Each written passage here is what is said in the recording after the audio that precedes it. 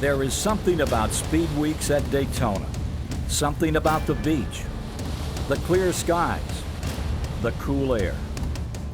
Every driver has an extra gleam in their eye. Every team starts the season with a clean slate.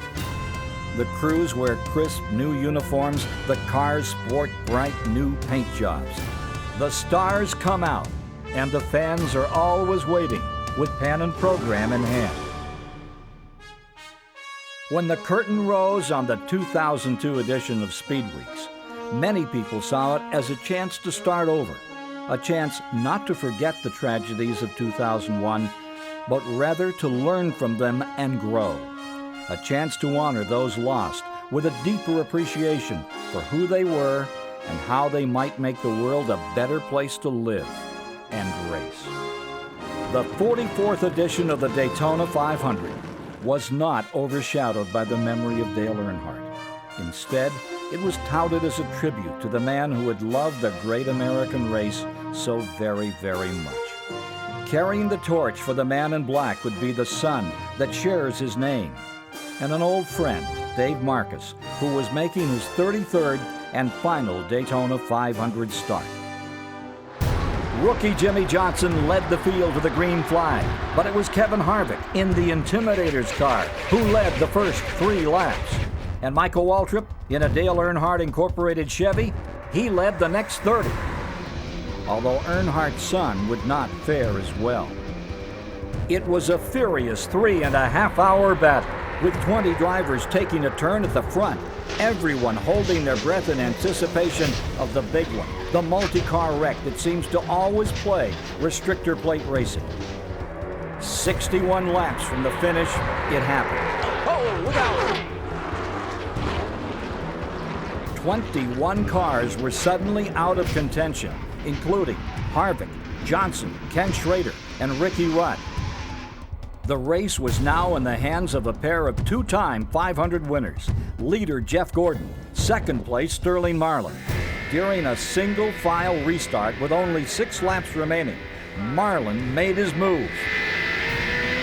Oh, Jeff Gordon spinning down the inside. The red flag quickly came out to try and preserve a green flag finish, and the leaders were parked to wait out the track cleanup effort.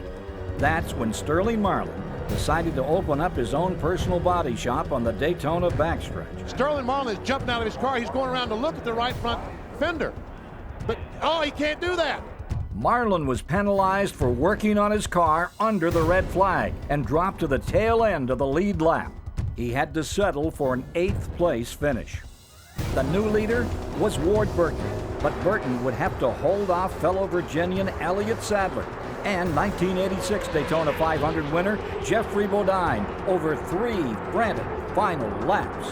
Checker flag is up, and Ward Burton is going to win the 44th Daytona 500. Burton's efforts resulted in the biggest win of his 9-year Winston Cup career, a check for nearly $1.5 million, and his name on the most coveted race winner's trophy in NASCAR.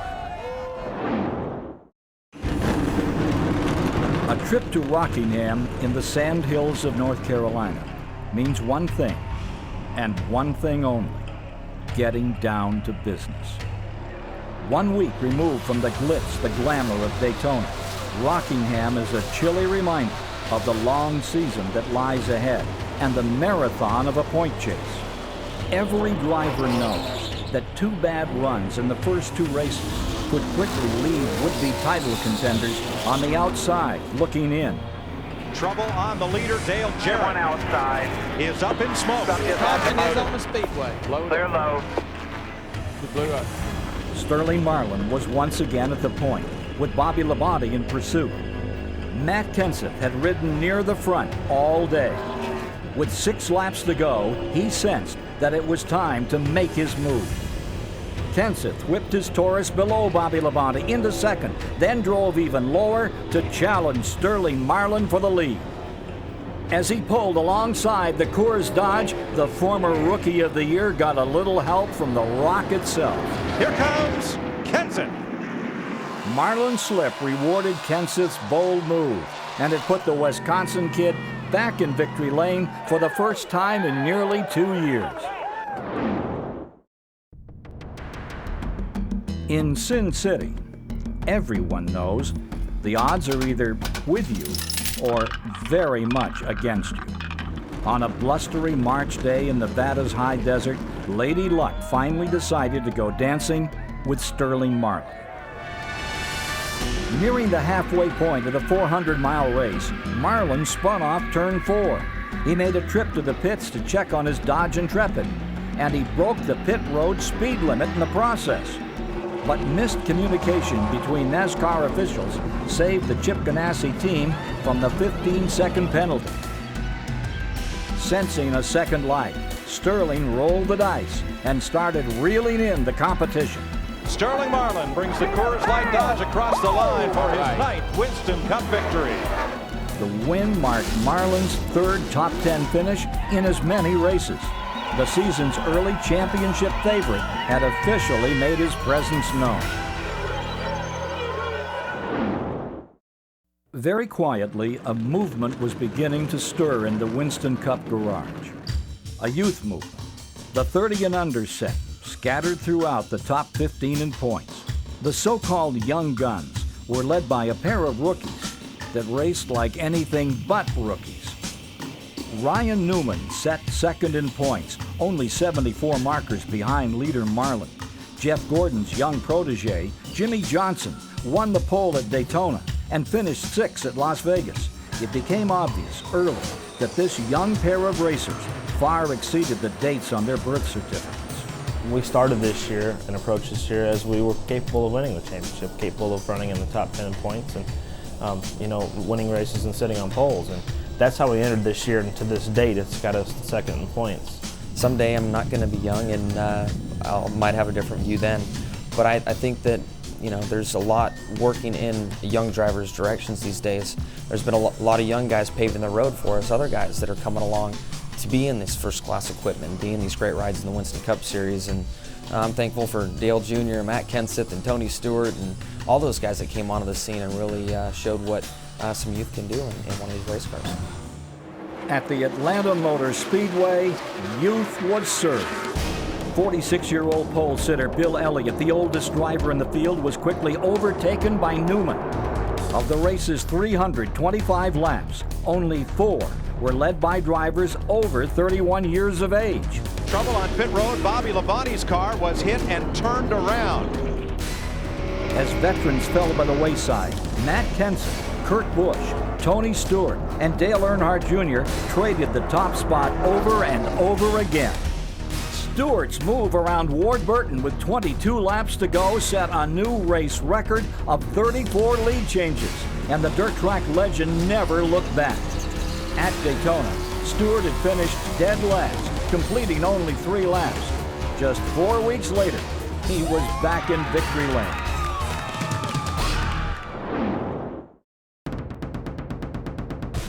Awaiting the young guns 1 week later, the place known as the track too tough to tame.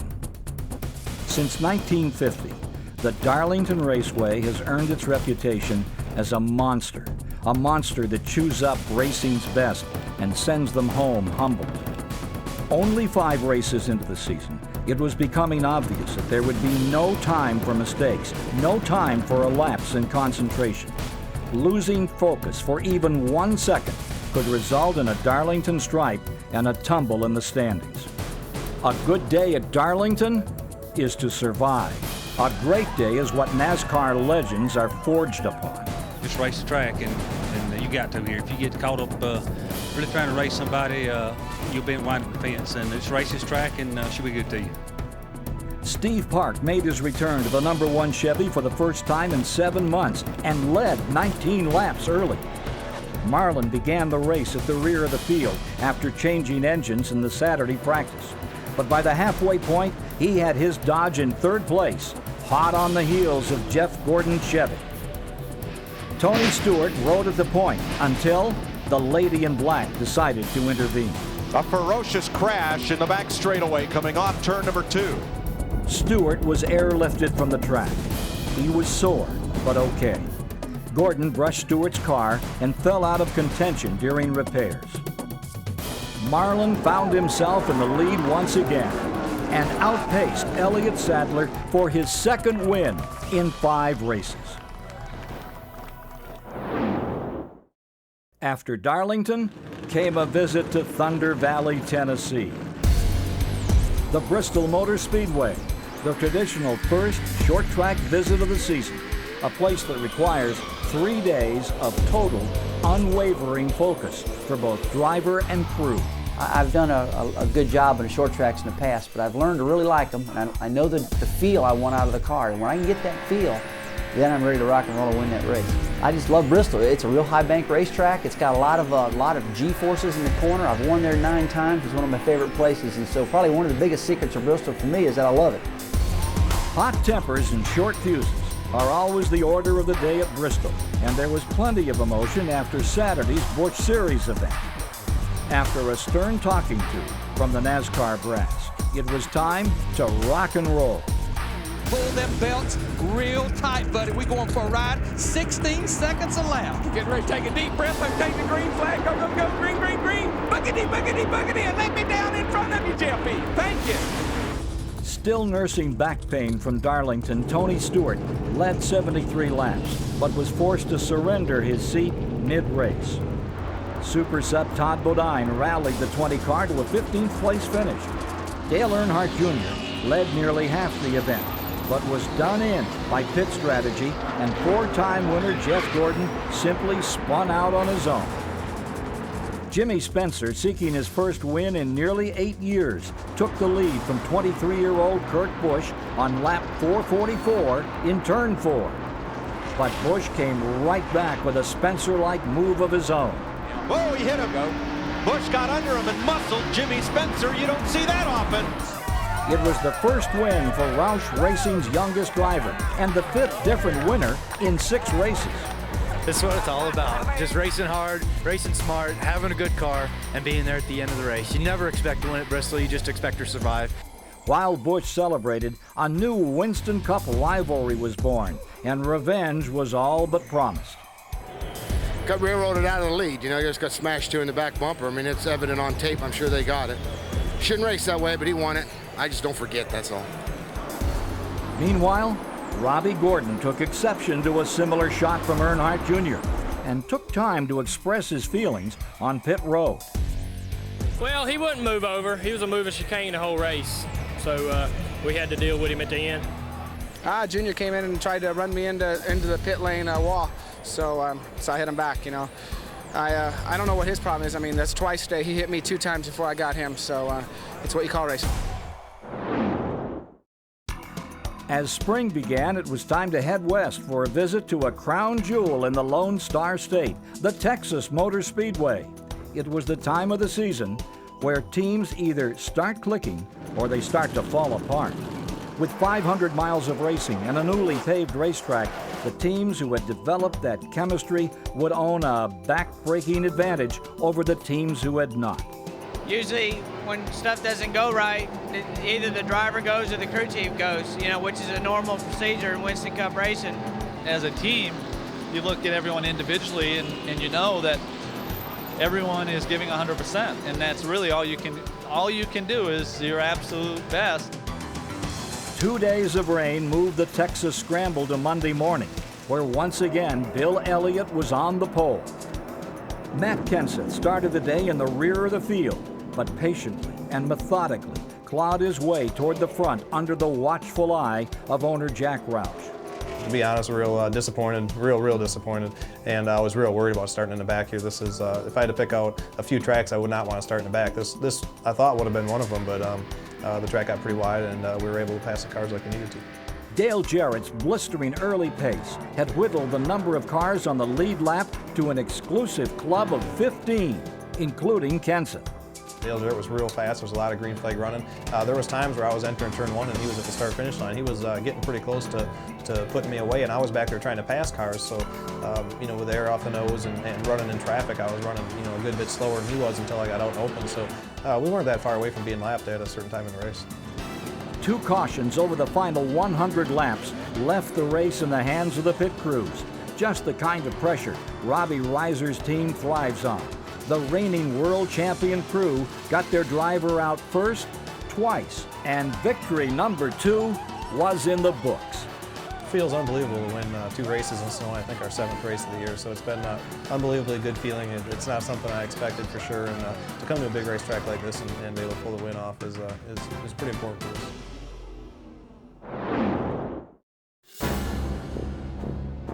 Martinsville began with a message and a very noticeable absence.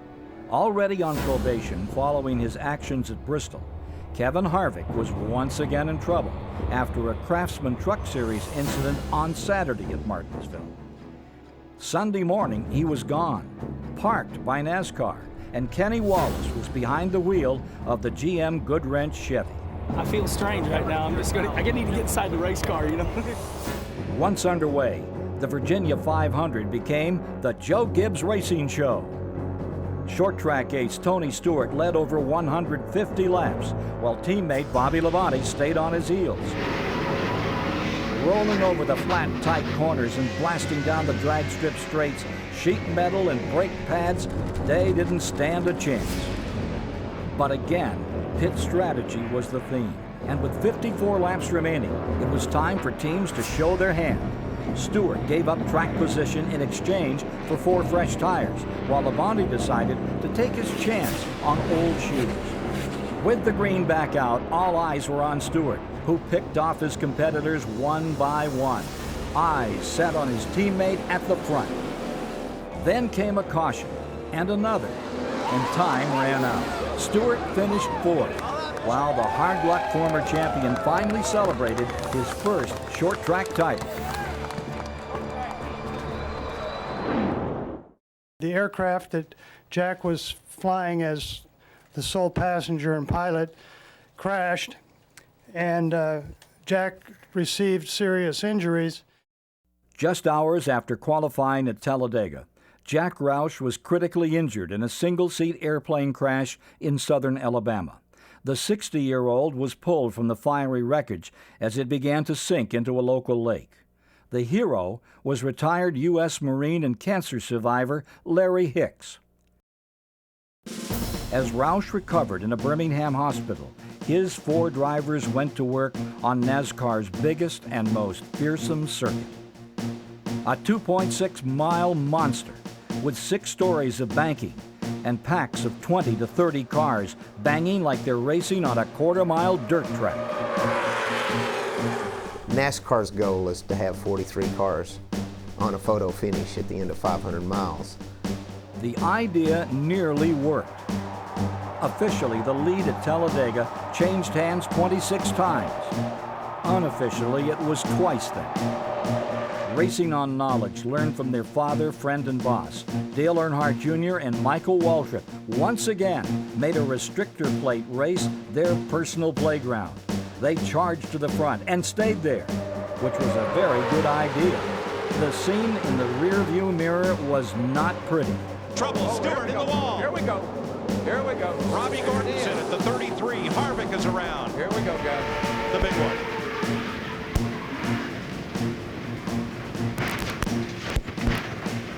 24 cars were sent spinning, leaving 21 on the lead lap to duke it out for the win.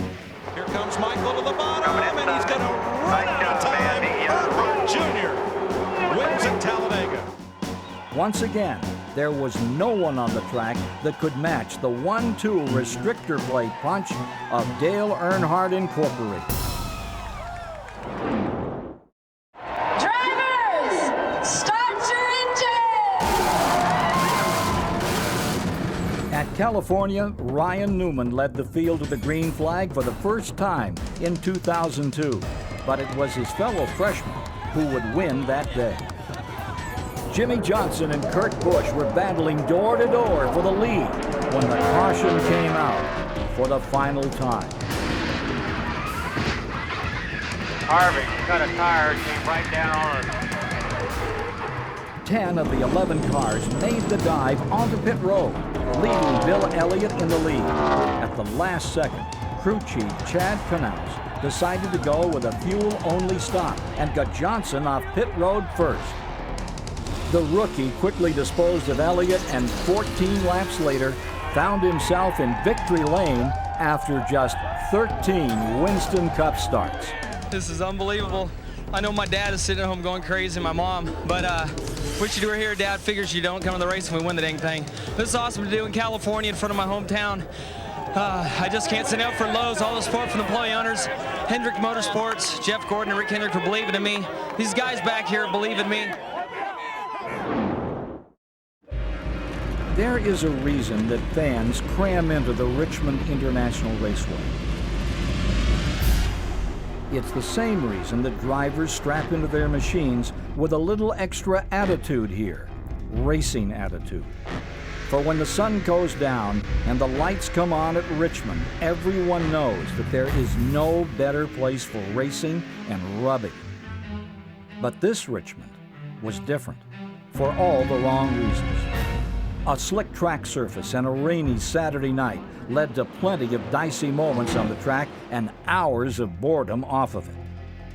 When the race restarted on Sunday, the caution flag waved 14 times, covering 103 laps, more than a quarter of the Revolution's run. Hang on to it, hang on to it. Caution, lap 146, Dale Earnhardt Jr. pounds the wall coming out of turn 4. The leaders fell like raindrops from the night before. Ward Burton led 125 laps only to be foiled by a faulty transmission. Ricky Rudd led 90 laps, but was clipped by Rusty Wallace in a battle with a flattening tire. And Johnson's bid for 2 in a row, that ended in a pass for the lead. Rookie number 2 would see his turn slip away just a few laps later. Stewart held off Ryan Newman for his second win of the season, but Newman's night would come on a much bigger stage. For 17 years, NASCAR's best have gathered for racing's only true all-star event, the Winston. Jeremy Mayfield and Ryan Newman captured the preliminary events, adding their names to the coveted roster of former champions, all-time greats, and youthful newcomers who would be aiming for the $700,000 prize. The new survival of the fastest format would eliminate a handful of drivers at the end of the first 2 segments, leaving a third 10-car showdown for the finish. Gentlemen, start your engines. Segment 1, a 30-lap sprint, almost won with a little sleight of hand. All cars were required to pit once, and nearly all came in after a 4-car wreck at the halfway point.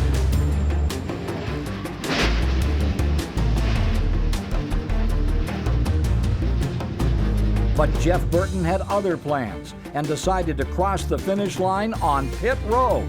If not for Jimmy Johnson, it would have worked. I have got to tip my hat to Frank Stoddard. I can't wait to see him after this race regardless, because that was a brilliant call. Johnson won the race, and the last car to transfer to segment 2 was Newman, who finished 20th.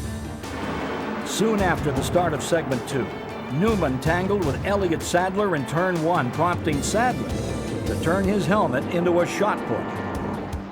Johnson ran away with the second stage for his second win of the night, with Dale Earnhardt Jr. in second. One final segment remaining. 10 cars, 20 laps, one very large full moon. With 16 laps to go, Newman was in the lead, but Earnhardt Jr. was barreling through the field and toward Newman's rear bumper.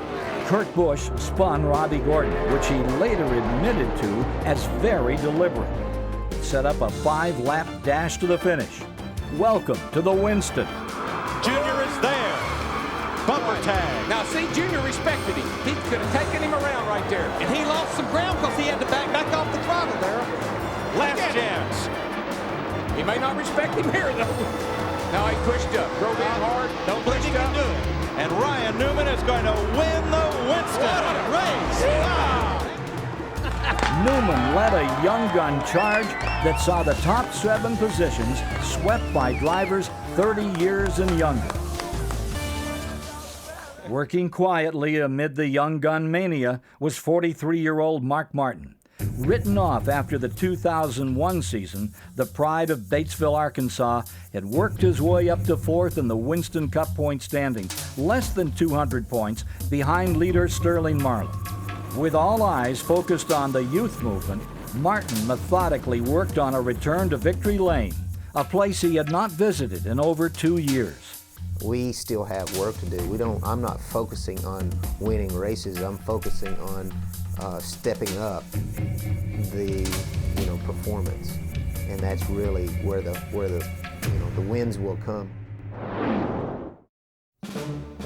Memorial Day weekend of 2002 took on an even greater meaning for all Americans as those who have served our country were remembered. From world wars to that tragic September day just 8 months earlier, it was a time to reflect on the men and women who had given the ultimate sacrifice for our American freedom. And a time to recognize the real heroes with the help of our racing heroes. Ricky Rudd started his record-breaking 656 consecutive Winston Cup race, joining an Ironman lineage that started with the King, Richard Petty, and Texas' Terry Labonte. We're going to Charlotte! Robbie Gordon arrived from Indianapolis, where he had just posted an 8th place finish in the Indy 500 just hours earlier. But now, it was down to 600 miles of high-speed stock car races. For nearly 4 hours, Jimmy Johnson was again the man that 42 other drivers were chasing. The number 48 Chevy led 263 of the race's 400 laps. But even in a marathon, the smallest slip can be devastating.